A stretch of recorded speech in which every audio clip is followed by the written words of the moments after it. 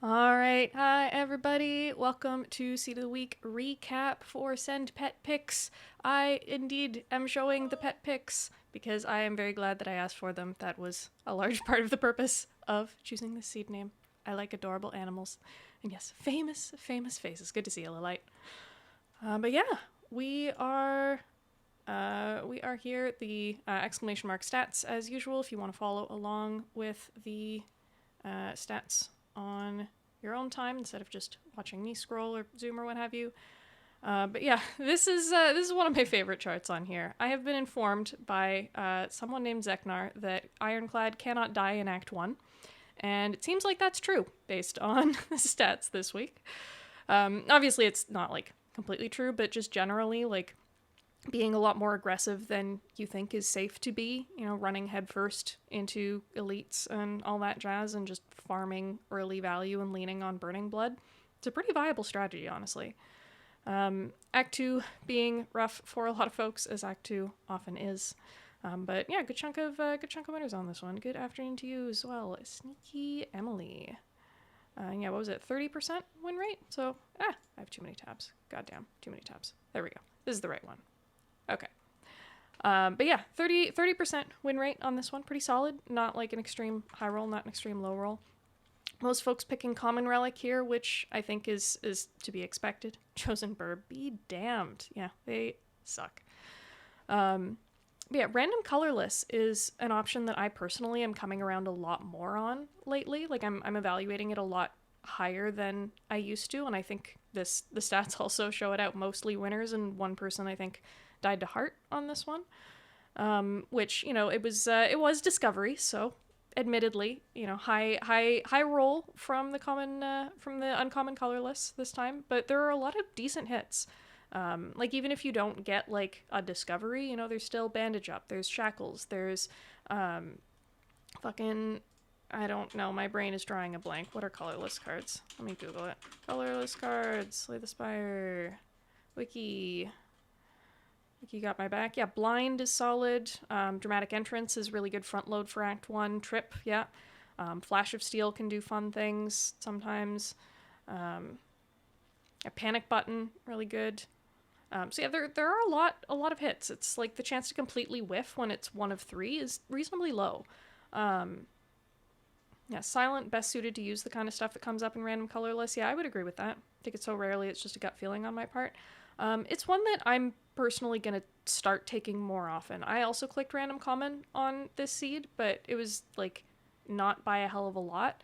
I feel like my opinion of random common relic keeps going down a bit, and my opinion of random colorless keeps going up a bit, and they're starting to meet in the middle on average. I think I would probably, to your point, I would probably have clicked the colorless if it was silent instead of clad, but even on clad it can do pretty good work sometimes. So just some thoughts there. Chosen Bird, be damned. Snake Plant, also be damned. Act 2 is a rough one. Even if people didn't die specifically to a hallway fight, a lot of people got kind of owned by them, and then yeah, only one, but like, where's the damage tab? Chosen and birds. Look at how much damage people are taking. 36, 24, 32, 50, 42. Like people are getting wrecked by this fight just because they aren't dying outright. Like it yeah, Chaos taking 50 there. And like, yeah, they are bitches. I don't know what else to say.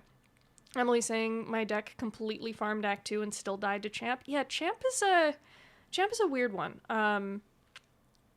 Is like, I feel like you kind of fucking what tab was I on? I was here. Oh no, I was here.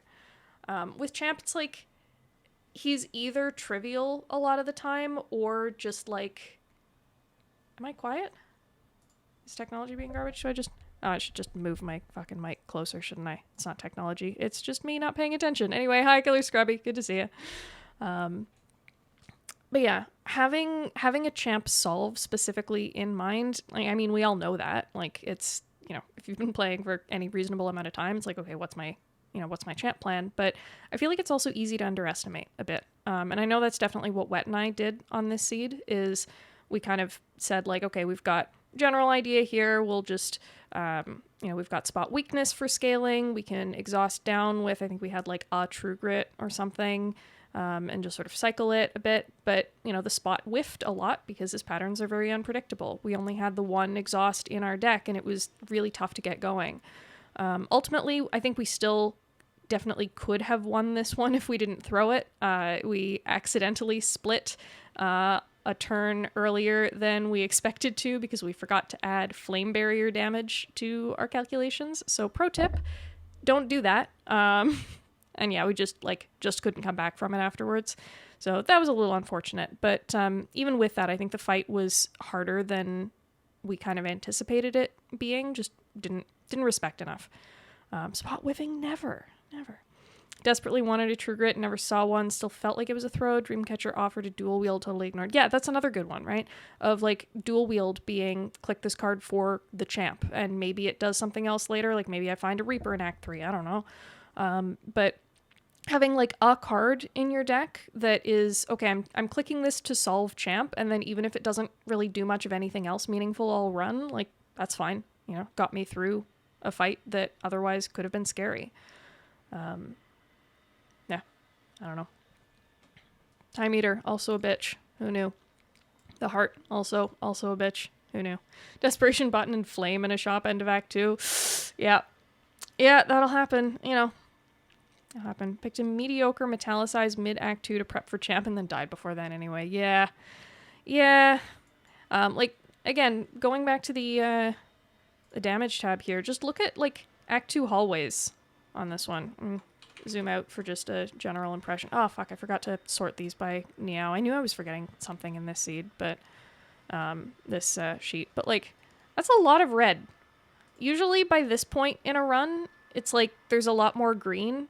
Of people's decks have kind of started gelling, and like it's easy pool hallways. Sure, they can go sideways, but you can see some pretty good streaks. But no, there's still a lot of red. Act 2 was out for blood on this one. I don't know what to tell you. Killer Scrubby saying mine is so red. Yeah, that will happen. I mean, sometimes it's like totally fine to happen too, right? Especially on Ironclad, if you are doing the face tank and just lean into Burning Blood or other sustain. Zeknar calling it the Ascension 1 clad strat of just pick strength and strength payoffs. What is a block card? Face tank everything, rest and Burning Blood, and just other sustain Jasata. I mean, in general, I think there were bites on this seed. At least one person I know took bites, but I don't know. Where's the events stuff? There.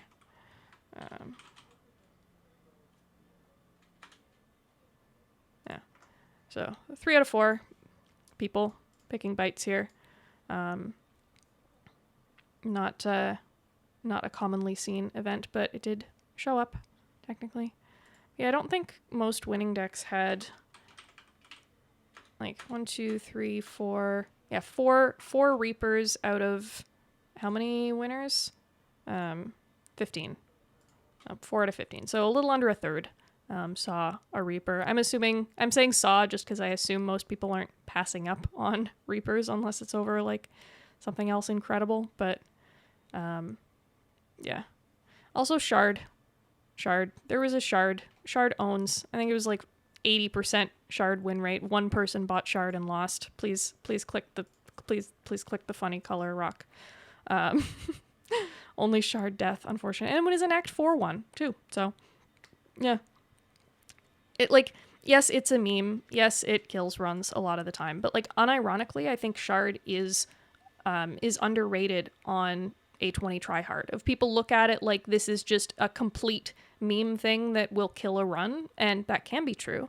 But if your deck is already, like, if the core of your deck is in reasonable enough shape already, I feel like a lot of the time Shard just sort of opens up the potential for like extra funky cherries on top to take it in a cool direction. I don't love it on Defect because Defect like is so, you need Orby stuff, and a lot of the other characters things don't add as much. But on Ironclad, I actually quite like a mid to late game shop. Chaos saying was yelling at Shu about 3 minutes ago that he should pick Shard on a clad that has exhaust powers and no draw. Yeah, Just hunt for shivs, you know, why not? And that's actually what he did on this. Oh, 3 months ago. Okay. Fair. It does cost gold. There is an opportunity cost. Imagine if your deck's not actively seeking out / relying on character-specific synergies, you can get some powerful stuff on Shard. Yeah. And it's like, it's sort of a, like, I'm not going to say it's a busted crown, because it's not, right? But it's a similar mindset to evaluating, is busted crown at all pickable in this situation of, do I need extra key cards in order to survive here? And more specifically, are those key cards, like, how important is it that those key cards come from my character? Because if it's a sort of like general thing of like, I haven't quite solved block enough yet, I mean, there are a lot of different ways to solve block, and maybe you find some of them in, you know, other characters' card pools, right? You don't necessarily have to lean on like the specific synergistic stuff. And sometimes it opens up like ridiculous combo stuff, like, you know, Boot basically played Silent on this seed, right? Again, Silent owns being the entire thing. Look at the Shard cards column. Acro, Blade Dance, Crippling Crowd, Infinite Blades, Predator, Prepared, Plans. Like, that's a lot of Silent cards, but, you know, also just being able to do the thing with Blade Dance, Feel No Pain, right? That's a little stupid. It's a ridiculous combo, and it can be a lot of fun. Yeah, people finding some good stuff on this one. And again, you don't have to find like a ton of things, right? Like Freshwater Cam saying their Shard was relatively late, only got 4 Shard cards out of the deal, but those are some damn good cards, right? Alchemize, amazing on anyone. Blade Dance, amazing when you've got, you know, double Feel No Pain in the deck. Dark Shackles, amazing. Wheel Kick, you have energy, you are the Ironclad, you probably want card draw, have a big thwack. Yeah, find things that aren't red attacks. Yeah, Ironclad Act 3 card rewards are a meme for a reason. You just see another 3 mediocre damage commons and go, great, my deck is still bad, now what? So, I don't know. It's like, it is some goofy nonsense, but I think it's goofy nonsense that people look at as completely unpickable and not like, is this actually something that could do something for me here? So 80% win rate, Shard owns. That's my little rant of, you know, it's sort of similar in my mind to stuff like Clash, of like, people talk about Clash like it's just this uniformly unpickable above Ascension 10, it never lands and blah blah blah, and like, yeah, it's not a great card, but it can do work in the right deck, you know, with the right synergies behind it. Clad has exhaust stuff. Went 7-4 on sincerely picking Cloud Shard in 2023. Hell yeah. There's very, very, very, very, very little in this game that I would say is uniformly unpickable or like damn close to it, right? Like, I have unironically bought what's it called? The stupid shop relic that gives Vuln when you break block. I can't even remember the name because I pick it so freaking hand drill. I have unironically bought hand drill at least once or twice, right? I have unironically bought Shard a couple of times at least. There's a lot of stuff in this game that you just sort of like ignore most of the time on pattern play that I think, no, there is value here in the right situations. Hand drill won me a run this year. Hell yeah. What was the context for yours? I remember for me, the last time I picked it was into a spooky Donu Deka matchup.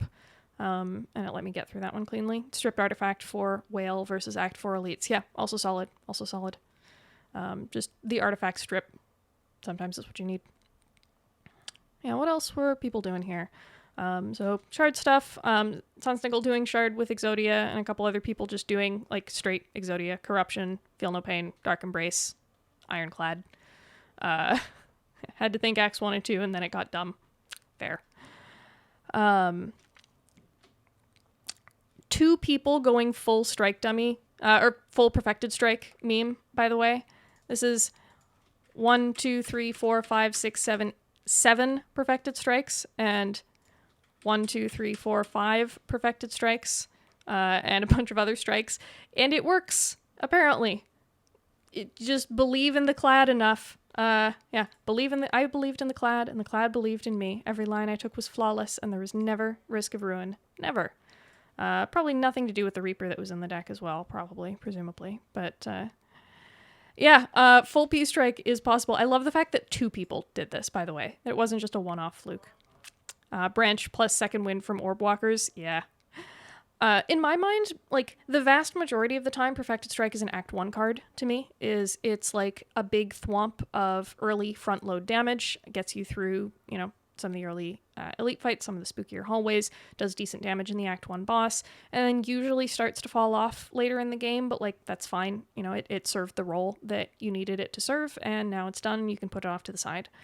But, you know, apparently you can go full meme sometimes still. You know, I've definitely done that on my Ascension climb. I don't know if I've ever gone full all in on Peace Strike like this on A20, but hey, sometimes it's viable. Stats do not lie. Well, Sneaky Emily, now you have seen 2 of them. Unfortunately, Byron didn't stream his, but Magnil did stream his. If you want to see it in action, the VOD is there. Linosaurus doing the self-damage stuff with Runic Cube, always fun.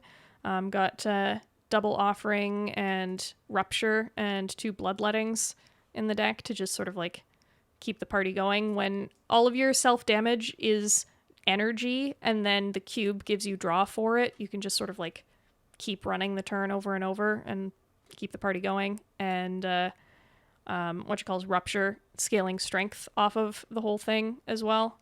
Just, yeah. We skipped the dead branch, says Lordlin. Were you part of the Neural Tactics co-op crew? Because I don't remember seeing your around with your name. Also, hello and welcome. So what's this thread from Chaos? Oh, this is your full P-Strike? Hell yeah. Yeah, dual wield is another. Oh, Lordlin's with you, Linosaurus. Nice. Yeah, I think a bunch of people skipped the dead branch on this one. Like not everyone, but I mean there was a pyramid on this seed, and a lot of people took it. And Branchamid, there were a couple people who went full Branchamid. 2 out of 3 of them won. I believe Nalay did that with Exodia, and yeah. Bottom decked all my powers and got Pyramid Handclogged to death, and then sort of save scummed to this one. But yeah, Pyramid Handclog with Dead Branch. Who would have thought it was a thing? But I mean, Zeknar also did Branchamid, and just all of the attacks in the world, 51 cards, 4 Iron Waves, Branch Pyramid, just believe in the clad hard enough, I guess. The 4 Iron Waves, though, I do want to call that out, because this seed, like...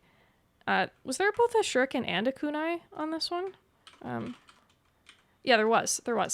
And Iron Wave, like, yeah, people look at it as a kind of crappy Act 1 tier, whatever, but this card both procs Kunai Shuriken and benefits from Kunai Shuriken. Like, this card is stupid when you have Ninja Relics in your deck. It just, like, scaling. #scaling. So... I first was surprised to see 4 of them because Wet and our run did not make it far enough to get the Ninja Relics. We had amazing relics like Darkstone Periapt and Juzu Bracelet and Dreamcatcher and Tiny Chest. We didn't see any of the good rare relics or whatever in Act 1. Some of those would have been nice to have. But yeah, strength scaling card. Also, again, deck scaling if you have Kunai GG. Emily saying, now wondering if you saw a Rupture 2 and just failed to realize it was a potential champ scaling solve because you take it so rarely. Yeah, fair. It's, you know, it's not my ideal scaling card a lot of the time either, but hey, it gets the job done. Especially if you have something with like consistent self-damage, like a Brutality is sort of the S tier of those, but you know, Combust will do the job as well. Favorite card? It's a fun one. It's a fun one when it pops off. Absolutely, for sure. A couple people going infinite. It is the Ironclad. What are you going to do? Kuro going in an infinite direction. Got 2 drop kicks, but never quite went infinite with it. Just went, like, heavy cycling with a mid. Also enough. You don't have to actually finish the loop to make it happen. But, yeah. Small deck clad. Also, like, small deck, right? Like, you can just start with 30 plus cards sometimes and still go infinite because stuff like Fiendfire and Second Wind and what have you are just silly, and get down from a massive deck to a tiny loopy one remarkably quickly a lot of the time. And yeah, too many win conditions in this one. Blood for Blood, Madnesses, Juggernaut, Flash of Steel Infinite, and landed on the Flash of Steel Infinite, skipping the Dead Branch. But yeah, having options is never a bad thing. Velati, Close Call Run. I wasn't quite sure how, like, what to make of this one, honestly. If anyone else has, wants to squint at the sheet a little bit and see, like, there was some mayhem in here happening. There was, double offering is always good. There was a demon form for scaling. There was a couple flame barriers, which, were what dealt the final blow. Discovery obviously owns. But yeah, I had trouble, like, coming to a quick TLDR summary of this one the way I could for the others. If, Velati, if you're in here, or if anyone else in chat has, Enlightenment Pyramid is fun. Enlightenment Pyramid is pretty cool. And yeah, they had, like, a demon form in here. There's Shockwave, the flame barriers, just looking at 2-cost stuff. Impervious. Yeah, there's Immolate. There's a decent number of payoffs for that. The uppercut. So yeah, pretty fun. We looked at the Neos already. We looked at the Deaths already. Boss Relics. Basically nobody swapping on this one, which I think is unsurprising. Clad swap is, like, Burning Blood is just so good. It's just so freaking good. And if the other Neos are, like, at all interesting or compelling, then I will almost always gravitate towards those. 2 people did swap. I know there's a couple committed Seed of the Week swappers among you, at least one of whom forgot to swap on this one. Boot, looking at you. But yeah, Cube I think is a better relic than a lot of people give it credit for as well. It's a lot of draw, especially in the heart fight where it's obscene amounts of draw when it procs off a Beat of Death. And on a character who often struggles for good accessible card draw and has a good number of decent ways to self-damage for value, Cube can get rather silly. It's not an energy relic, and Clad really likes energy, so when it's up against something like a Fusion Hammer or a mid if you boss swapped, I can understand why it wasn't picked more often than it was, but I do think it's a generally underrated one. Most people taking a mid end of Act 2, unsurprising. Snecko being the sleeper, though. Would have picked Cube if you hadn't taken Shitty Combust. Yeah, why does it proc at the end of the turn when it just throws your card in the garbage? Unlucky. Yeah, can't draw bad in Heart with Cube. It's pretty damn hard to, I'll say that much. Yeah. Snecko Eye Clad. Very silly. Good stuff, lots of fun. Cursed Key being what you see if you boss swap, so the whole 1 out of 100% win rate on that. Kind of funny. Snecko Eye is better than Pyramid. You heard it here. It's irrefutable proof. Statistics do not lie. Yeah. I don't know what else to say about these. Let's look at cards. Sender's Bane continues to be in 100% of winning decks. Something tells me that trend will continue. Shockwave. Good card. Very good card. It exhausts and procs exhaust synergies. It does crap tons of weak and vuln, so it's great defense. It's great scaling offense. It's, gets out of the way. What more do you want from a card? I don't know. It's insane scaling. It's also, for the people who took Snecko, it's slightly discounted some of the time. Restarting, finding a Shockwave instead of so many garbage attacks. Picked Thunderclap. Sometimes you gotta, but it always does feel bad. Offering, another really solid one. I'm just looking for the ones that are relatively high pick rate and a good chunk above average win rate. So Shackles, I think we all know, super strong. Embrace, very, very strong card. Again, is one that I'm coming around more on greeting earlier when I can, just because the payoff of it can be so stupid later on. And yeah, it can be a brick early game, but sometimes you can afford a brick or two early game. And, if you're going to have one in your deck of something you're greeting for later, Embrace ain't a bad one. Discovery, super strong, especially when you get it from Meow or able to upgrade it early. Corruption, broken. Armaments, apparently we're all just sleeping on this card. If you pick the Armaments card, you literally cannot lose. It is impossible. But no, I think like Arma Plus with the Fusion Hammer in this seed, and a lot of people going Fusion Hammer. End of Act 1. I think that probably explains the higher win rate than usual there. What cards suck on this one? Warcry. Garbage. Never choose this card. Can't believe my bludgeon wasn't enough to beat champ. Yeah. Not exactly the scalingiest of cards. Front load is fun load. I don't know. Ignore that. I don't know what the fuck I'm talking about anymore. Let's look at events. Arma mid. Yeah, true. Burning Pact sucked. Did it? Was that at the bottom? Oh, yeah. Burning Pact. Garbage card. Never choose this. You will always lose guaranteed, apparently. But I mean, again, it's with a mid in the deck, having a pact like turn 1 is super strong, being able to fill up your hand. But, when you're drawing up to full most of the time anyway, and there are other accessible ways to exhaust down, it's not doing as much as it usually does. Still a very, very, very good card, but yeah.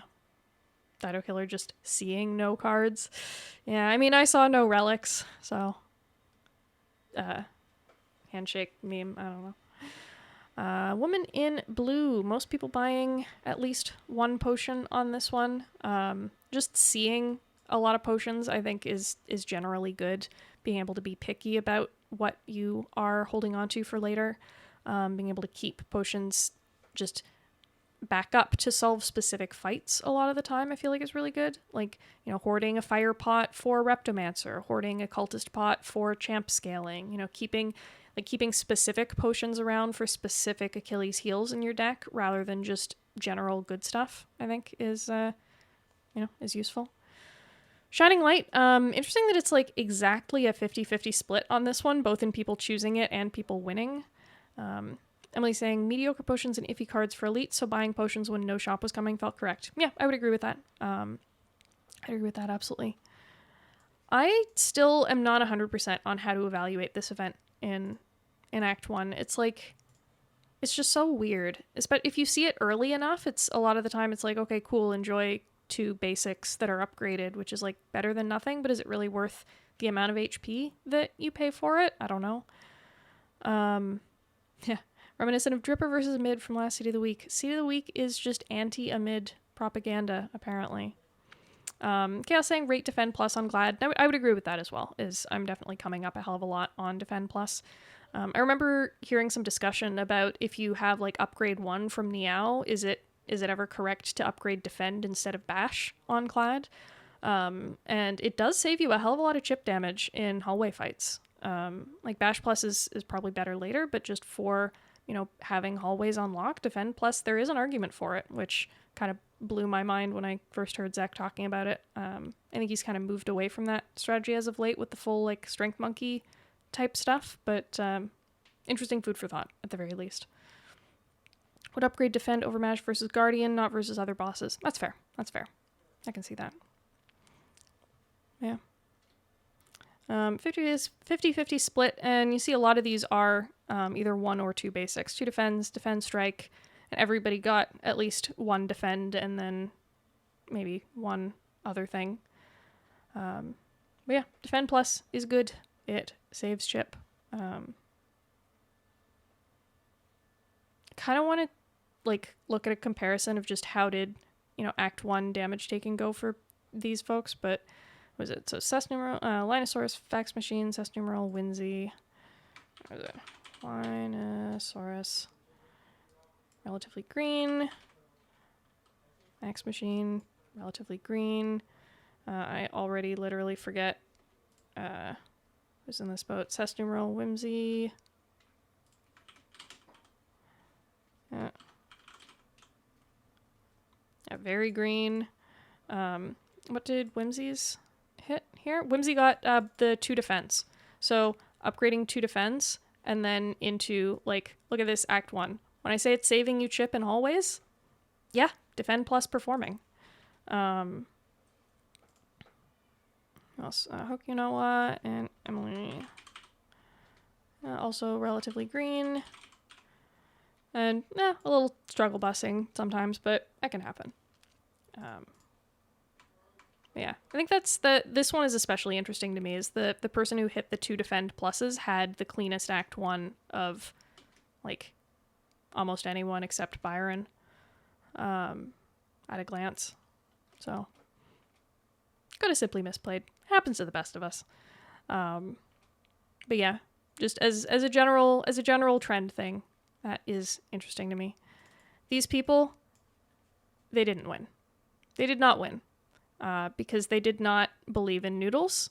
I know that there's a trophy beside their usernames, but also, why the fuck does this say bet on murderer? I did not bet on the murderer in this run. Wet and I, like, had a whole thing about it, of we were arguing, and then he was like, just click on the owner. I was like, fine. I clicked on the owner. So this is lies. So maybe these are lies too. I don't know. Technology is garbage. Imports are garbage. Miss anything neat? I don't know. Chat, anybody have neat things so far that you wanna highlight? Because I have ADHD and can barely remember what I've just said as soon as the words have left my mouth. So there has been discussion. Shard is good. Yeah, that was a fun one.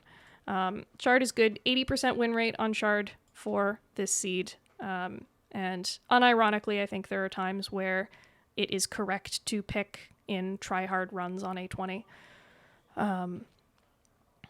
Is a fun highlight. Some pets. They are in the corner. They are cycling. You will see them again.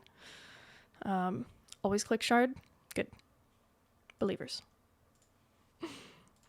What else do we have going on here? Events. Purifier. Literally everybody removing a strike. I mean, Byron removing Clash. Interesting. Taking Clash and then immediately purging it. Most people going for all of the upgrades, and I think these people were in the infinite category. Arcus, Fax Machine, Emily. Arcus, Fax Machine. Yep, both infinite decks. And I don't think Emily got this one, but yeah. So that makes sense. If you're going small deck, trying for infinite, you take the remove. Otherwise, you upgrade a crap ton of cards. Most people fighting on this one. Please farm, etc. Which I added a new emote because I'm a dweeb. Please farm. Falling. Most people removing attacks. So anger does, unfortunate a bit to lose. Please farm going to be next week's seed? It might be. I don't know. Here be launching Stardew Valley. Good game. Good game. Respect. And defend Battle Trance. Well, unfortunate, but when it's sometimes the best of three options. Interesting that the Gremlin wheel result isn't fixed. I have no idea what influences these RNGs. I know also with the Joust thing that some people had the murderer win and some people had the owner win just from pathing differently. The RNG is different. Event RNG is super weird. Probably even weirder with RNG fix. I don't fucking know. But yeah, a couple people get a free remove. Some people get the decay. Linosaurus gets the gold. Hank gets the shiv. Upgrading corruption, fair. Click 3. This is the click on 3 unless you will literally die event, or unless you're literally already winning and you just need to finish the game and not throw. Click 3. It's pretty much that simple. 1-1-1 on the face trade is fun. Magnal high rolling into the serpent head. Good job, buddy. Heard Wet never sees real cards in Sensory Stone. It's possible. It's possible. I know the last time we saw a Sensory Stone in a Seed of the Week, not Dork Run, we did not see real cards there, so cursed by proxy. But what are you going to do? We meet again. Giving cards. Gold, ignore. Potion for Toy Ornithopter is kind of funny. One person paying for the red mask. Fax Machine going. Fax Machine co-op crew. Hey, Magnal Raid. Welcome in, everybody. We are recapping last week. Please, no spoilers on your own Seed of the Week run. This time, Silent Owns. Hell yeah. Thanks for the raid. Have a good rest of your night. Library reading, yes, literacy is good. Matching into Reaper, Feed, Fiendfire, Holy, Rares, High Roll, Body Slam, and Reaper. Hell yeah. Immediately lose the run, the event. Bites on Clad are something I still don't entirely know how to evaluate, honestly. I feel like the max HP tends to play really, really hard, and losing that tends to be pretty punishing. And on a character who has other ways to sustain, like just burning blood by itself, bite if you have no block cards. See, that, like, on one hand sounds fair, but on the other hand, it's like, if you have no block cards, don't you want like a really fat bar of max HP to smooth over the fact that you have no block cards and you don't just like insta-die to one big hit? Like egg makes sense here of, you know, they are upgraded bites. They're not just regular bites. But yeah, I don't know. Feels weird, man.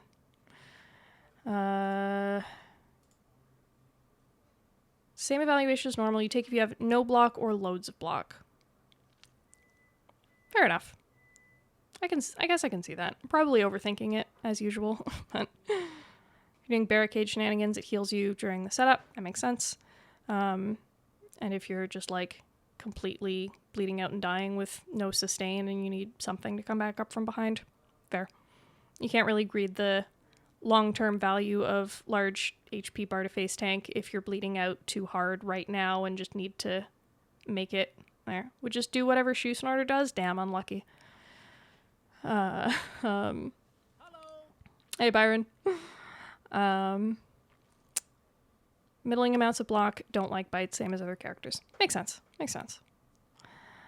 Why don't let this say which book you got? Technology Y. It's probably in some like weird subfield that I wasn't looking at. Dak, if you're here. Or I guess I can just fucking check. Enchilada. Nice. Getting gold. Transforming. Yes, yes. Everybody fighting. Makes sense. Fighting. Makes sense. Yep. Nothing else too crazy here. Also, Byron, I don't know if you were aware, you are not the only person who went full P-Strike, and Magnol actually beat you with 7 perfected strikes in the deck instead of just 5. So, you know, try harder next time.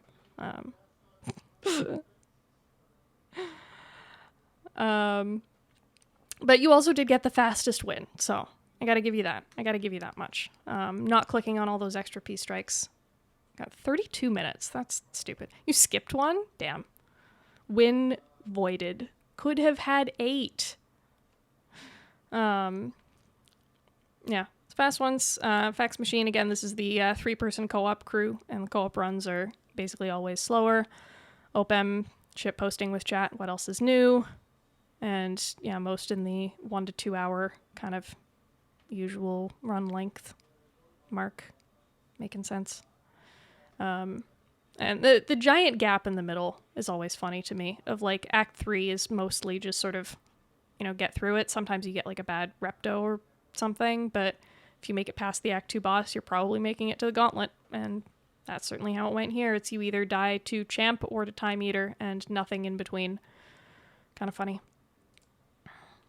Deck sizes had Zek at 51, just...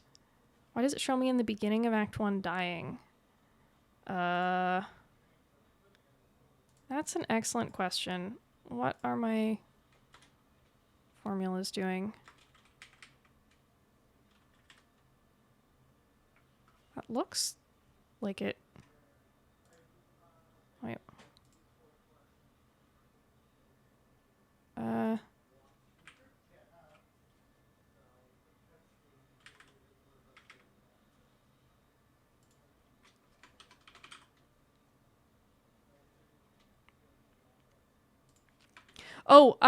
It's because okay, it's because this isn't doesn't actually start at. Wait, what? Yeah, it doesn't start at 0 is what it is. I should just do that to make it more obvious. fix it at 0. It just like it bounds to the lowest. Yeah.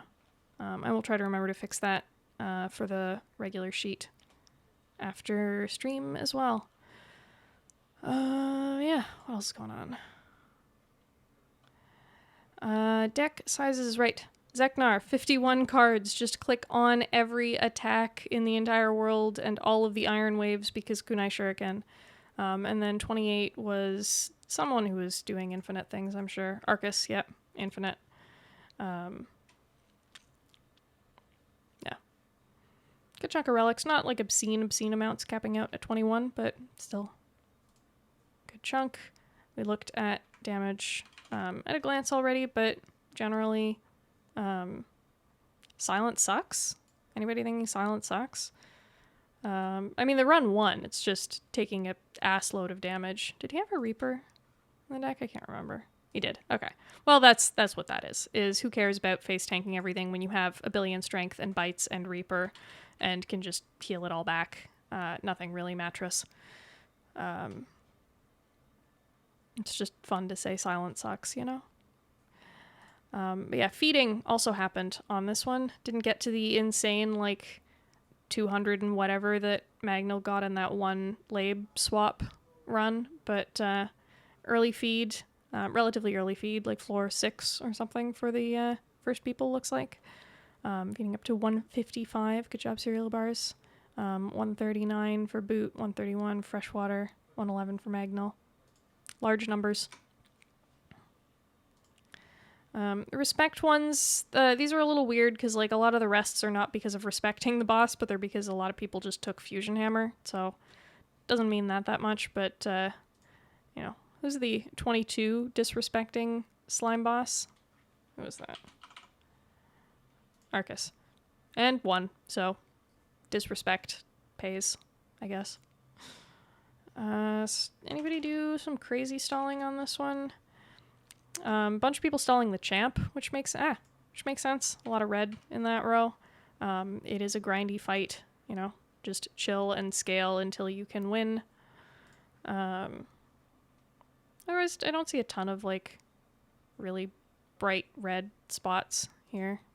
Cereal bars maybe a little stallier than average, but meh. What did pathing look like on this one? Act 1 elites, please farm. Please farm. Look at the proportions of win versus loss here for people who took 1 elite, 2 elites, 3 elites. Please farm. Also, why do these look like...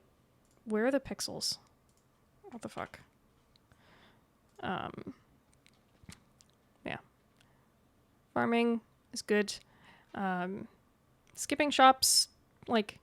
doable, a little bit greedy sometimes of, you know, being able to spend your gold, but, you know, it's glad. You can probably just steamroll through and save for a bigger Act 2 shop a lot of the time. Anything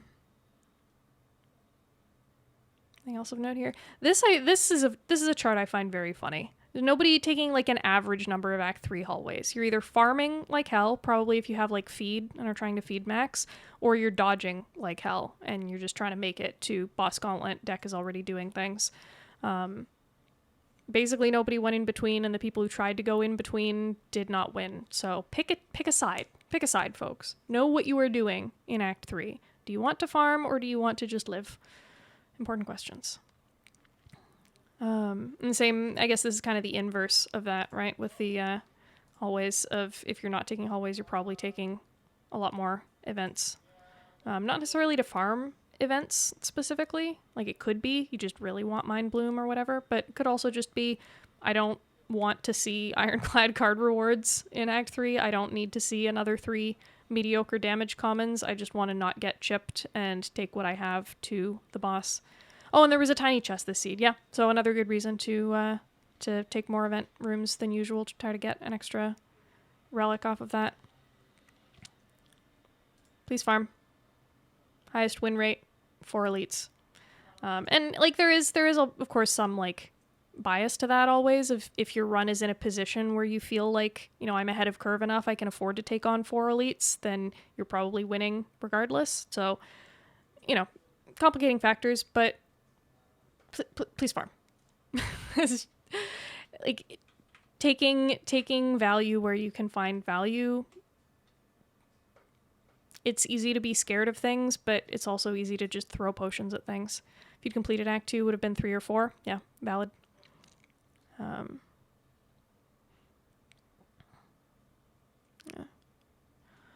Nobody going for the Act 2 green key. I can't remember where it was on the map, if it was just like at a really awkward spot. If anyone else does remember, let me know. But yeah. Yeah, those relics. Again, what was our... Oh, it's fucking right here. Look at our relic bar of the gods on this one. Dreamcatcher, Molten Egg, admittedly strong, but like doesn't do anything in combat. There's no in combat output. So we got Dreamcatcher, Molten Egg, Tiny Chest, Fusion Hammer, which is fine. Ornithopter, Lantern, Juzu. So we have like 2 non-boss relics on this one that do anything in combat, and Ornithopter doesn't unless you're chucking potions, which like when you're behind, I don't know that you are. Or not like behind, but like not crazy ahead.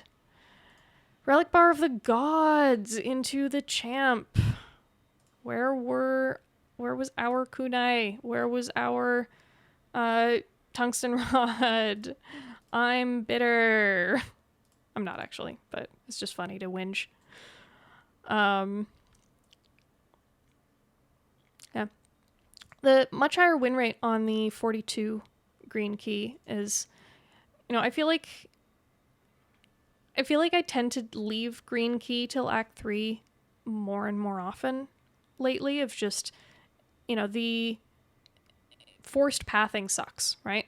Forced pathing can really suck, but like taking on the burner once your deck is already in pretty good shape sparked a series of horrible clad runs where I genuinely started blaming luck. No, it's over. I mean, there is always luck is like part of things, right? Saying RNG has no part in a win or a loss is silly. It is an RNG heavy game. But saying that like I only lost because of bad luck is also like, there were probably some decisions somewhere in there that you could have made differently, and that's like genuinely a big part of why I started Seed of the Week, is because I wanted to see, for my own runs, when I'm losing a Seed of the Week run, I'm like actually genuinely happy about it, because it's like, okay, now I get to compare 1-to-1 with a whole bunch of other fantastic players, many of whom I'm sure did pull out a win, and see what did they do differently, where are my blind spots, learning all that jazz. Others see Shockwave, I see Combust. Unlucky. Reckon could have taken a dual wield in Act 2, scared of dying to elites though. Yeah. I don't know exactly what situation your run was in there, or what was speaking to the dual wield, if it's just like a champ solve kind of thing. But balancing that is always kind of tricky, of how much do you greed the long-term value or like specific fight solves versus generally I need my deck to be in better shape. Hard to oversimplify on that one. There's a 3-shot path in Act 3. Wild. Nobody who dodged won. Please farm. I've said that enough times. The joke is getting old. Choices. Let's look at the first 5 in detail first. Shrug it off. Strong. Even into Slime Boss, like, yeah, taking early damage is nice when you can, but if it's Thunderclap, if it's like bad damage like Thunderclap against strong, relatively strong block like Shrug, just click the good card. Here, I think it makes total sense for taking the P-Strike. It's a great early card to see if you took the Meow that gives you that. The Thunderclap performed better than expected. Interesting. Did you find like a bunch of other AoE pieces or something in your deck that helped it sort of like combo, or just generally performing on its own, even with like base deck? This is a card reward screen that Wet and I spent ages on, because I think there were genuinely good arguments for all 3 of these. Is Blood for Blood is just a genuinely strong card. Like, across the board, it's not going to do anything crazy, but it's solid damage, especially if you manage to upgrade it, and there was an upgrade, like a rest site coming up in the not too distant future. Clash, I think, very pickable as well. Chaos saying stop to think about Clash there as well, and I believe it, is, this card helps you farm the elites that, like, sorry, my brain just short-circuited, but this card performs in Act 1. This card can do a lot in fights that, Clad is otherwise not necessarily the best at. Yes, you have Ascender's Bane. That's your first deck cycle if you happen to draw it alongside, and then it gets the fuck out of the way. Kills Laga is the short way of saying it. Thank you. Because, yeah, it owns, and then maybe it eventually doesn't own, and then you can just sort of remove it or leave it to the side, or maybe it continues owning because your deck goes in exhausty directions and you find, like, friggin' second wind nonsense and such. Nasty versus Sentries and Nob. Versus Sentries, I agree. Versus Nob, situationally, it can be. Sometimes it can be, like, a finisher, but if you draw it on, like, turn 2 alongside some defense you don't want to play, yeah, it can suck. But I feel like, Clad also has a lot of cards that are nice versus Nob already. Like, bursting him down is... It's generally not the elite that I am the scaredest of on Clad. And yeah, it's good versus first deck cycle versus Sentries as well. So, I think there were arguments for it here, and both of the Clash pickers won. 100% win rate. What else do you want me to say? Fire Breathing, generally not the best card, but it's a Slime Boss act, right? It kills Slime Boss. It, is the opposite of Clash here in that it's great in the Sentries fight on the second cycle, but does nothing for you on the first. So it's, how slow is your deck, basically. If you can burst down a Sentry on turn 2 with, like, an early Clash, awesome. Drafting both Clash and Fire Breathing together is cool. They solve the exact mirror of fights. Yeah, when Clash is bad, it's because your deck is polluted with garbage, like friggin' Chosen, and then Fire Breathing just owns, and vice versa. If the fight is over quickly and you just need, like, a bit of block to avoid chip and then burst it down super fast, Clash, wham. So, Clash, 100% win rate, etc. Uppercut, generally strong, again, if you can upgrade it, which there was a rest site coming up in the not too distant future. Flame Barrier, I don't know what to say about this card, honestly. It's a weird one. It's like... It's one of those cards that just sort of genuinely breaks my brain a little bit every time I try to think about it too hard. It's like, what does this do? I like it, but I also hate it. But it's like, I don't know, man. Yeah, Emily is a huge Flame Barrier fan. I definitely used to be a huge Flame Barrier fan. I've cooled off a lot more on it lately. I still like it, but I can't really tell you when I like it. It's just like vibes. It's the same kind of thing as fucking machine learning on defect. Is like, when do you click it? I don't know. When the vibes say it. Or if you hate birds. That's an easier answer than just vibes. Chaos says, I feel it's okay versus Guardian Hexa. It's basically dash plus. Usually skip it versus Slimbo. Fair enough. I can see that. Guardian, yeah. Guardian, very definitely. Whole game isn't just based on vibes, though. I mean, it can be. There's nothing wrong with playing that way. It's sort of the two modes of, like, vibes and pattern play versus, like, really slowing down and, kind of mathing out different lines. And I feel like the best players have a combination of both going on, right? Is if you completely slow down and overanalyze, like, every single fight, unless you're life coach, obviously, a lot of the time, it just, like, it takes forever and it melts your brain, and, you need some of that, like, mental freshness is sort of better spent on more key decisions. So sort of knowing when it's worth, sort of zooming in and really, really thinking through a key play versus zooming out and just sort of letting the vibes carry. Skills, I don't know. Yeah. What's going on here? Another pretty even split card reward. Dropkick, Flame Barrier, Twin Strike. Infinite? Anyone? I don't know. I don't know what to say about these.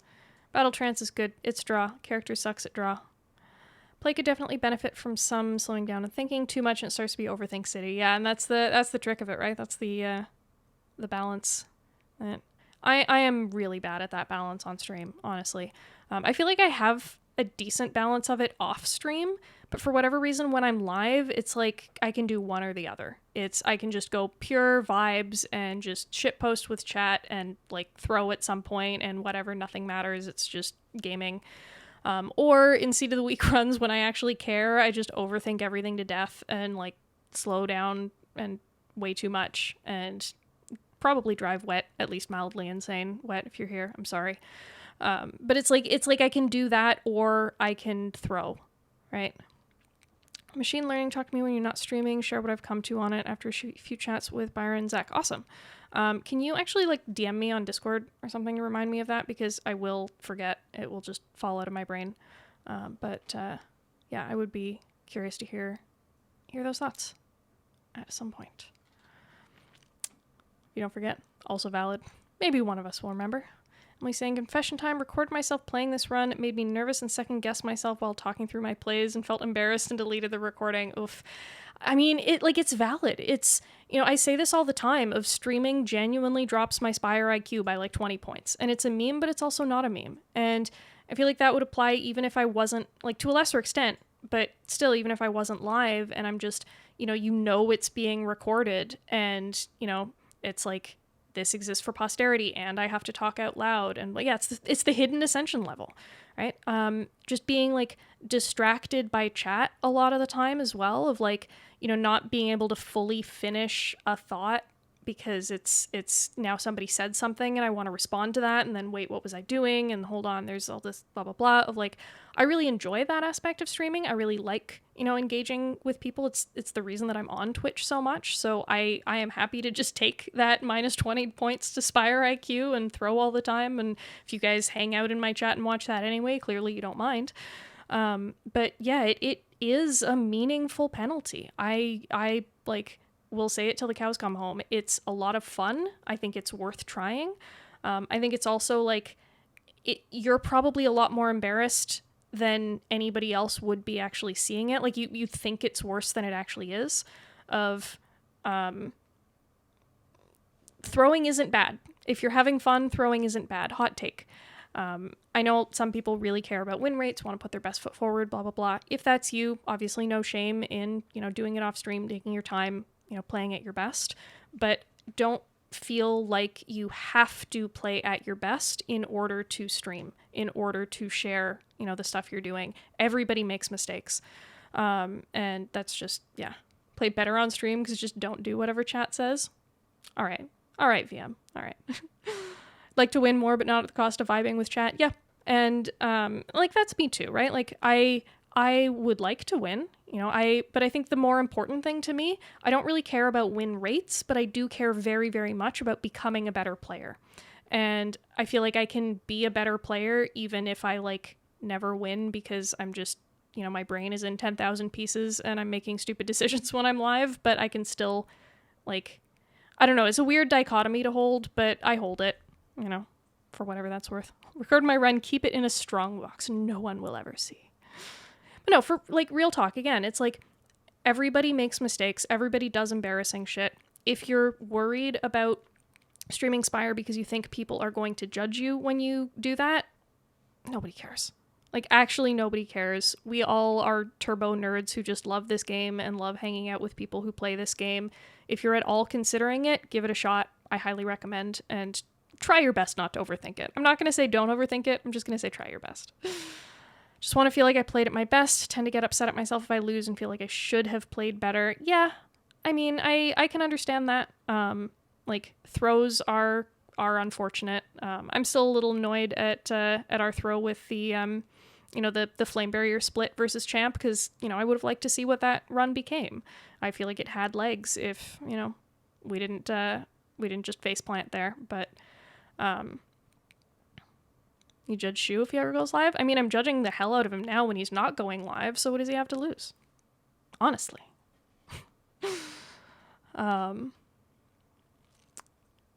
Yeah. I'm just rambling now.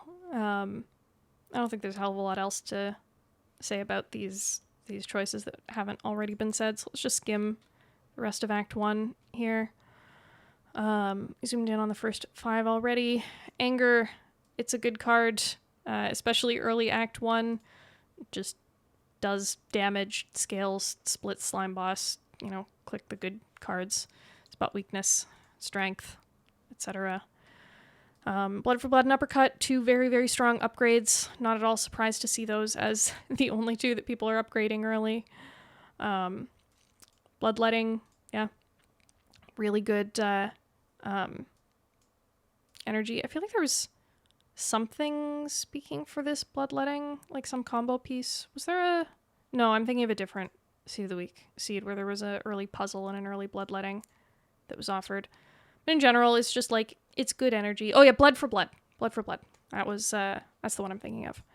So yeah, procs, Blood for Blood, early. I guess if you swap into Cube as well, that's something. There was Tungsten Rod, if you saw that early. Congratulations if you were one of the people who saw real relics early on in this seed. Not bitter, not bitter. Yeah, generally just like good damage. Took it speculatively with Rod, which was probably wrong.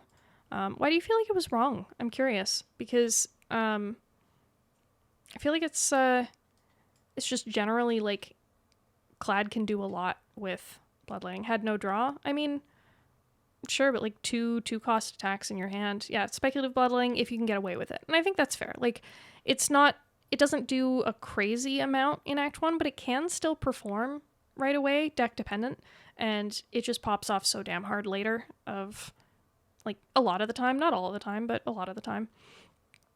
Took Bloodletting to proc Bludgeon. Been testing something. Never skip Act 1 Bloodletting Seeing Red. Interesting. How's that been going for you? Seeing Red is a funny one in my mind, because like it does proc exhaust synergies. So if you have like, Dark Embrace, Feel No Pain stuff going on, swap into Crown and die in 2 floors, hell yeah, do it. Do it.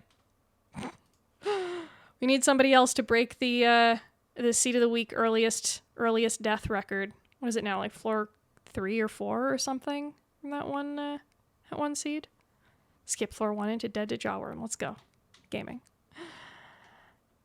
It wasn't GLHF Gamers, actually. It was a different one. I would check the I would search the form submissions for it, because I'm pretty sure they had a comment in the run that was like earliest death or something, but I am worried about accidentally seeing spoilers for the current seed.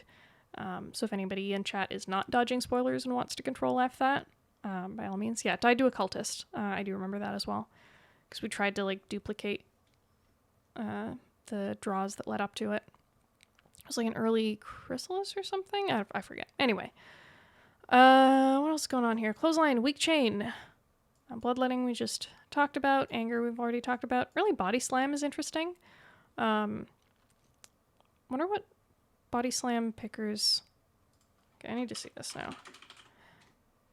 Okay, what was the deck up until this point that leads to Act 1 Body Slam? Double Flame Barrier. Okay, fair enough.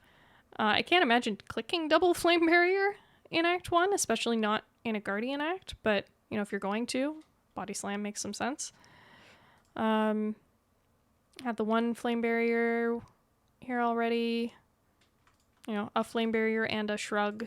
I don't know what this is up against, but yeah, probably not much of interest, so I can see it. Good players see Shockwave. Please upgrade your defense and save chip. Don't think I've ever analyzed my play as much as this. Need to find time to sit down and do one of these and see what it's like. Do it. Do it, do it, do it. It's fun. I love being able to squint at my runs and compare them to like, dozens of other people and just see where was I fucking weird. What did I do that I should be thinking harder about? It's really hard to do this level of analysis, or at least I find it much harder to do it just on my own, right? When I'm just looking at a run and trying to think like, where were the big decision points? What could I have done differently? You can usually identify like 1 or 2 with some thinking, but if the goal is to identify your blind spots, you looking at it by yourself, like if it's a blind spot, you're blind to it probably, right? So these kinds of comparisons I find crazy helpful for just sanity checks of what did other people do and did that work out better for them. So do it. Seed of the week. Join. If I narrowly lose as opposed to call the loss on earlier floors, try and spend 5 minutes on the run summary looking, say that's really helpful. Yeah, I do as well and would absolutely recommend. And yeah, like I said, you can usually find like one or two spots there at least that are like, okay, this was something I could have done differently. This may have played out better if I did X instead of Y. Run resumer is also really helpful for that if it's a late enough loss that you're not replaying like an entire act to see how things go differently. But yeah, Seed of the Week is nice for the things that you wouldn't notice just on your own because it's things that you don't even consider. Like, you know, I imagine a lot of people probably wouldn't consider, should I have picked Shard there? Realized last week's Seed of the Week that skipping Barrage mid-Act 3 is what cost me versus Heart. Yeah, valid. Scaling damage. You know, Barrage pops off late game. We were having this conversation the other day in your stream chat about like Barrage early game and when it's worth greeting, which, you know, I'm coming around on a little bit. I'm going to try clicking more Act 1 Barrages than I used to. I'm not 100% sold, but I think there is some merit to that. It's just, it feels so mid early on when you have like one or two orbs and you're like, cool, this is barely better than a strike. Feel like I've improved a lot since I started doing this. Hell yeah. Thinking is OP. Chill, Glacier, Chaos, Electro, which generate multiple orbs, all help. I mean, yeah, Glacier in your deck, I don't know. If you have good cards, you can do a lot of things that greed long-term value. And, you know, it's less greedy if you have them, but it's like, I don't know. My thoughts are in a jumble on this, and I don't think it's worth trying to unjumble them, really. Balil saying, I feel like I've gotten worse. No. I mean, that's kind of how I feel whenever I hear Zeknar talk in Discord of just like, what the fuck is this guy saying now? Like, every time I think I understand this damn game, he comes out with some other weird, like, okay, everything you thought is completely wrong, and now you don't know how anything works again. If you have orb generation, it's like a Blade Dance, but worse. Kinda. Yeah. I mean, the closer comparison there would, I think, be Storm of Steel, where instead of scaling off of your discard, cards discarded, it scales off of your orbs generated. Flechettes, maybe, yeah. Early Barrage is some desperation. We weren't talking about it so much as desperation as much as greed, of, like, assuming that at some point you will find orb slot gen and other orbs, and it can be late game scaling. Zegnar's theories are so cool. Changing my patterns to try to keep up with them will definitely hurt. The thing he says that I think is most important to listen to is trust your judgments. Yeah, 100% agreed with that. Is like, it's the like, think about things but still trust your gut. Of, you know, sometimes like a nudge to consider things that you wouldn't have otherwise considered. But at the end of the day, if it still feels wrong, it may well be wrong for your playstyle. And, you know, just go with that, and like constantly second guessing the fuck out of everything just isn't a fun way to play either, in my opinion. It's just like, what am I even doing? Desperate against the birds? Isn't greed just preemptive desperation? I don't know, man. Maybe. I don't know. I mean, look at the damn sheet. I'm just rambling again. This happens. Why do you people watch these streams? Card rewards. We talked about some of these already, at least. Smithing Fire Breathing, the I'm Terrified of Champ card, I guess. A lot of variety on this one as well, by the way, just calling out. Lots of like 2s and 1s, not a hell of a lot of like consistency. Kuro saying might take Barrage the most Act 1 out of all defect players, similar to Byron. Interesting. What are your thoughts on it then? As like, you know, what do you feel speaks for Barrage the most? What makes you want to click on it the most? Yeah. I'm gonna jump ahead. Fucking everybody keying Periapt. One person keying it on floor 43. I don't know what the hell as Relic Bar was doing, but yeah, understandable. This Relic fucking sucks. Strike Dummy, understandable. Dead Branch, I mean, I guess if your deck is just all strike cards and perfected strikes with no exhaust in it, and you don't plan on adding any exhaust, Branch isn't doing that much. And then the, like, Act 3 keys of just whatever. Melee unlucky. Also skip Dead Branch from Mind Bloom. Understandable. When you think about it, you need to have good orb gen, but how I build my deck nowadays, that's not unlikely. Late game usually plays because I greed capacitor like crazy. Yeah, convenient against birds. Also true. Also true. Alright, who's the winner of Relics? The biggest snoozers being the Co-op Gang, Pridewin, and Cereal Bars. Semicolon. Also skip Branch due to a mid. Don't know if that was right. I mean, Branch a mid is sketchy as hell, but yeah, understandable. And thank you for the 2 months. Heart. Always great having you here. Appreciate the support. Yeah, we had 2 winning decks that were Branch a mid, and one of them was Zeknar. If anybody saw this run live, by the way, I'd missed start a stream because of life. There will be VODs. There will be a VOD. Yeah, if anyone saw this run live, I'm curious what his thoughts were on the Branch mid, like how much of it was a meme versus how much of it was, I think this is genuinely the right decision for the way this run is going right now, and just where the thoughts were on that. I guess I could go look it up myself, but right now I'm rambling at you people. So, don't think he talked during the stream. Oh, was that a no mic one? Said it was good? Interesting. Silent. Fucking silent player with 180. So for Semicolon and anyone else who got here late, Boot picked the Prismatic Shard on this seed and just clicked a billion fucking silent cards and just played silent on Ironclad. So 180 versus the next highest being...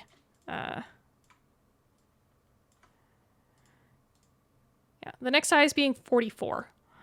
180 first, 44 second is a little bit insane, but yeah. Rated him at the end, asked if it was a meme, and then got mocked for the rest of the stream with, oh no, Branch amids. Yeah, I mean, yeah. Like, it is overhated, I think. Right? People talk about it like you will just get clogged and immediately die, and it is uniformly unpickable, and I don't think that's true at all. I think it can be still quite good, but pretending that it isn't, it doesn't have a drawback is also like, yeah, it clearly has a drawback. It's just, is the upside worth the downside?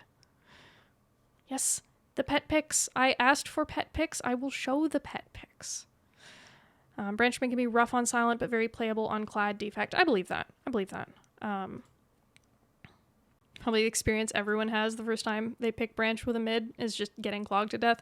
I mean, that's the first time people just click a mid, probably, in general, is just getting clogged to death. I know that was true of me on my first Ascension climb of, like, how the hell does this not just gunk up all decks to the point of unusability? And the answer is that I was a baby gamer for Spire, and I didn't know how to build decks yet, and so half of my cards that I was drafting were garbage, and then I couldn't discard them. Looked up how to remove relics the first time I picked a mid. Understandable. Oh wow, Dead Branch is so powerful. Next hallway fight. Oh no. Do you still do that? Do I still do what? Or is that at someone else? Give it to Naloth? Yeah, give Naloth the mid.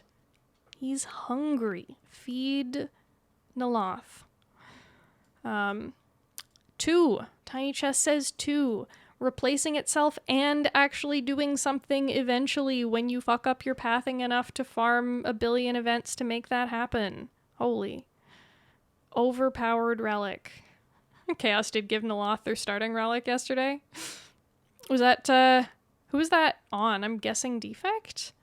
It was like, I can imagine giving up a lightning orb for Naloth. I have a very hard time imagining giving up anybody else's starter relic. Maybe Watcher, depending on how the run is going. But, like, why the fuck would you want Watcher rares? So, actually, no, I take it back. Well, I guess if you've, like, already basically won and you kind of just want, like, vaults or scrolls for consistency. Given up blood before when you had Reaper. Okay, that's fair. I can understand that too. Yeah, actually negative on Watcher most of the time. Watcher rares. Juzu skipping 2 entire hallway fights. Holy. Kunai, again, boot, playing silent on the Ironclad. Ridiculous. Upgrading some cards. People who found it early got, mostly starter cards upgraded, but we saw with Whimsy's run, upgrading to defends early on, you take a hell of a lot less chip in Act 1. It's not that bad. Burning Blood, who farmed the most combats? Magnil and cereal bars. Good job. Tungsten Rod owns 191. That's a large number. Ornithopter, what is Burning Blood? Interesting question. Something that you never see if you are committed to swapaganda. Dead Branch. All of the branching. All of it forever. Orichalcum. Yeah, I mean, this makes sense. If your deck is full of strikes and you do not put block in your deck because a block card does not say strike on it, then yeah, Orichalcum's gonna block a lot for you. Congratulations. Art of War and Double Ninja Relic deck. Yeah. Nice. The fuck? Preserved Insect? Dropping from Spiraleats, I guess. Classic. Handdrill 36. Holy. Wait. Semicolon. What the fuck? Explain. Please, explain. I didn't see this before stream. I require explanations. Was this, like, Champ Solve territory? Was this, like... Would have died to Champ without Handdrill, no cap. Honestly, well played then. Like, legitimately well played at identifying that and leaning into it. That's awesome. It's not often that you see a Handdrill popping off. And Byron getting 30 as well. What the fuck? Handdrill actually OP? We're all just sleeping on it? Interesting. I'm getting 1 entire curse with Periapt. The value. 6 max HP. Insane. 59 magic flower healing. Pretty strong. The only person brave enough to face trade. 100% win rate on Handdrill. Don't ask sample size. Might have skipped Handdrill and barely died to Champ. Yeah. I mean, we were talking about this earlier of like identifying when the weird Champ solves are necessary, of finding the one card or relic or potion or what have you that, doesn't lean into what the deck is normally doing, but helps you solve a currently unsolved fight. And, Champ, I think, is the most obvious example of that. But, sometimes you do weird things for Time Eater or for Repto or for, just like any spooky fight in general. And identifying when, like, the usually trash tier stuff is what you need. I love those moments when it's like, wait, hold on. Is this actually... And then it is, and it pays off. So, plus. Almost bought the Magic Flower. It was... good. Don't know if it was buying rare relic at shop good. Yeah, understandable. That shit gets expensive. Cooperative Sneckos? Byron had the most cooperative Snecko, looks like. Magnil had the least cooperative Snecko. Ow. Rude. Dax. Pretty unkind. Whatever. It's still a Sneck. Vladi. Maximum snoozage. 101 cards drawn with Runic Cube. Deep Breath is one of the most underappreciated cards in the community. Deep Breath owns. Deep Breath Plus is just like a little stupid. It's 2 cards for free. It's for free. And even Deep Breath Minus, like, if your deck has 1 key card that you just want to cycle quickly, of, being able to, let's say you're really trying hard to strength scale and spot weakness is your only strength scaling. Being able to spot and then deep breath and then you get back to the spot way sooner than an entire reshuffle away. And like, yeah, semicolon, you can exclamation mark dork at me, but like you can have deep breath doing a lot of things outside of infinites. And I think Chaos's point is extremely valid of looking at it as an infinite card. I think is massively underrating it. How is Runic Cube bad if it's drawing almost 100 cards for everyone? It's not bad. It's good. Runic Cube kind of owns. This is what I was saying earlier. It's like it's accessible card draw on the character that is the worst at card draw. It's, you know, it's not energy, and Clad really likes energy, so sometimes it can be a tough sell when it's up against pickable energy, but it's like really strong. Respect this relic. All I'm gonna say. Now let's gift 2 rares, holy. Cursed Key, 1 curse, holy. Frozen Eye, 128 minutes of staring at the draw pile. Wait, what? Oh, no, that's gotta be seconds, not minutes. That's gotta be seconds, because this run was not that long. Apparently there was a Frozen Eye at some point. Yeah, 14 from Singing Bowl. Nice. Shops were only garbage. Clearly you didn't path to enough of them then. So there were some people farming shops. Where was the path summary? Shit. Yeah. 3 shops in Act 3. 3 shop path, 2 shop path. First shop had like 700 gold in Act 3. I mean, that's probably part of why. Like, if you're only seeing like 2 shops all run, then yeah, if either of them are whiffs, then that hurts a lot. 700, what the fuck, man? Act 2 pathing may or may not have been suboptimal. There are arguments. Yeah. Dying and had to dodge. Understandable. Alive gaming is alive gaming. You know, if you're gonna die if you don't do something, you should probably do the something. What was rune rate on this seed? 30%. 30%. So just under a third of people. And that's counting save scummed wins as losses, so it would be a bit higher than that if you count those as wins. If I go into this path in Act 2, I die into dying on this path. I can't believe Act 2 would do this. Yeah, it was a tough seed, even with an Amid, and a lot of the losses were Act 2 losses before Amid even showed up in the first place. So, literally did what Patchy did. Can't go wrong. SENDPETPICS. Interesting. It's so far because of Stick and Shard. Could have been a Shard win. Picked the Mighty Bludgeon, which for some reason couldn't kill Champ. Strength 404 not found. Yeah. Identifying the dual wield. Never went to a shop the entire run. Unlucky. Garbage run, bad cards, bad shops. Got to shield and spear anyway. Should have believed in the shard, like Sans Nickel. Ironclad card rewards moment. All of the P strikes. Can you show up my champ screenshot I sent in Discord? Did you send it just now? Or was it...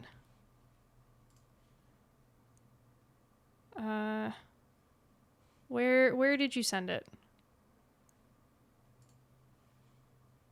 A bit ago. In DMs. Okay.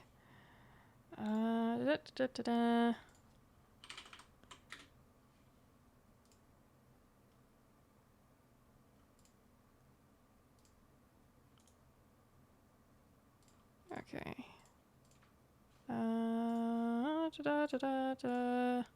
Technology. There. Champ. Second. Execute. The rest of the run report from the seed. Champ fight was tight. Rare to see the second execute from Discord there. And there was yeah. Okay, deck getting by on Demon Form, Reaper, and the Ninja Relics. Ultimately too slow for Act 4, but yeah. Second execute. Stalamid. What you gonna do? What are you gonna do? Look at that hand drill. Look at that 4 entire vulnerable. Gaming. Hank Swinatra, Dreamcatcher killed only burning elite in Act 1. Barricade early. Also took the bites. Body Slam and Reaper in 2 clicks. Okay, fair. Coliseum gave Dead Branch and Snack OI. Hell yeah. And then Time Eater got Time Eatered. Ow. Blocking with Fat HP Bar. Yep. Feed. Maxing. Misplayed in the heart. Likely would have died either way. Fair. Rupture. The Rupture run we talked about. Skipping the Branch and Mind Bloom. Swin. Playing silent on the Ironclad. Click every Iron Wave in the world when you have Ninja Relics. Yeah. I'm not going to read all of these. There's too many at this point. Good problems to have, but I will skim them. Cube over Hammer. Cube seemed fun. Fair.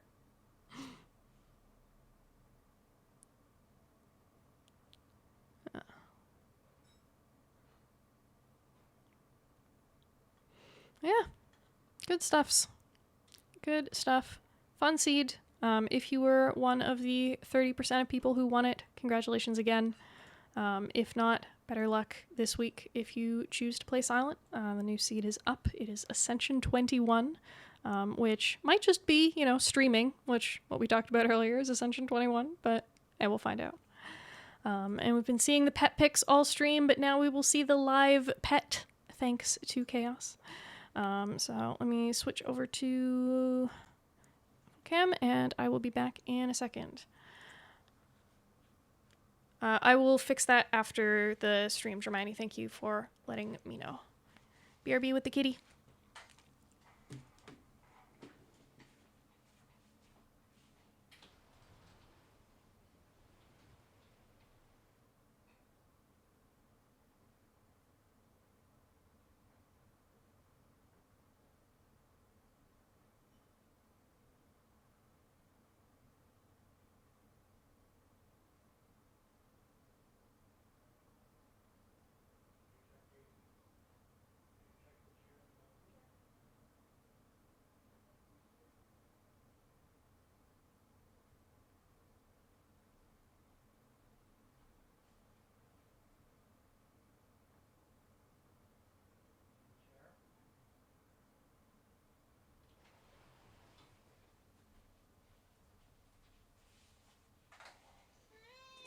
Meow.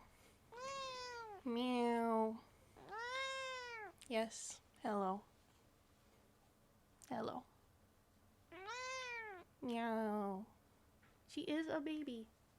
She is, in fact, a little baby who likes to yell.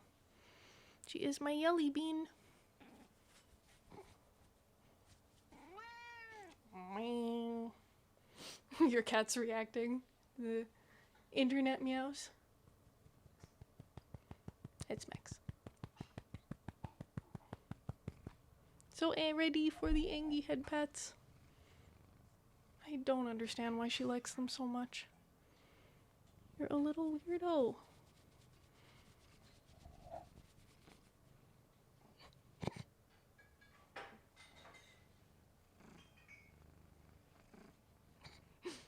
Now she's purring. Happy cat. Smush face on shoulder. Oh, climbing up. Doing the hug thing. Getting a screen cap of you with Kitty to try to get my girlfriend to join on Seed of the Week. Hell yeah. Cat bribery. Could show all the everybody else's pet pics as well. The like the slideshow that was it was on today, and just everybody's pics in general. It is linked for the seed, like on the main Seed of the Week sheet, the summary page where you get the link to the spreadsheets and stuff. Also has a link to a folder with all the pet pics. Additional bribery. What are you doing, cat? Where are you trying to go? Where are you trying to go?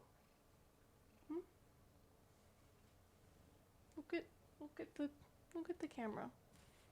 Don't look at me. Look at the people who redeemed Chaos paid good channel points for this, baby girl. No. Sleepy baby.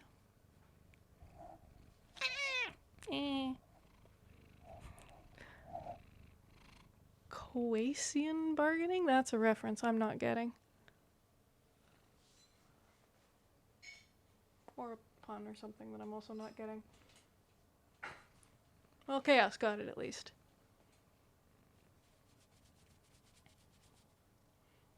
Okay, switching sides again. There we go. Yeah.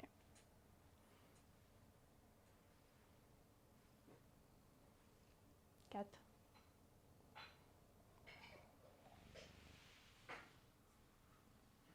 Cat. She's a cat. She is a snuggly little baby.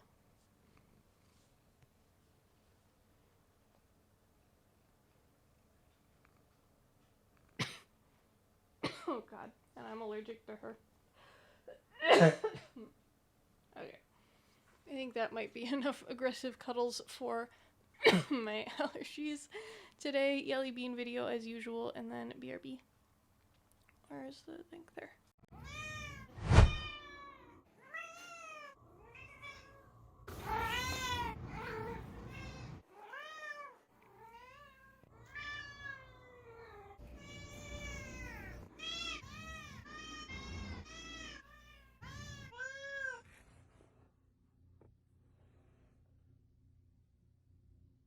Are you done?